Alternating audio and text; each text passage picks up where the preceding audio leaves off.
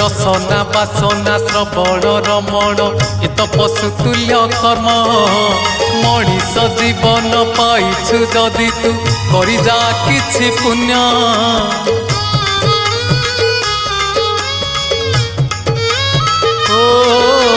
रसना बासना श्रवण रमण ए तो पशुतुल्य कर्म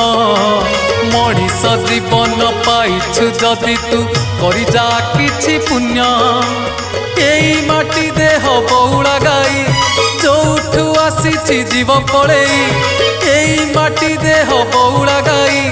जोठू आसीछि जीव पळेई तो साथी रे जीवेनी केही ठीक जीवन तो सेई जिए प्रभु नाम धरे नाही ठीक जीवन तो सेई जिए प्रभु नाम धरे नाही।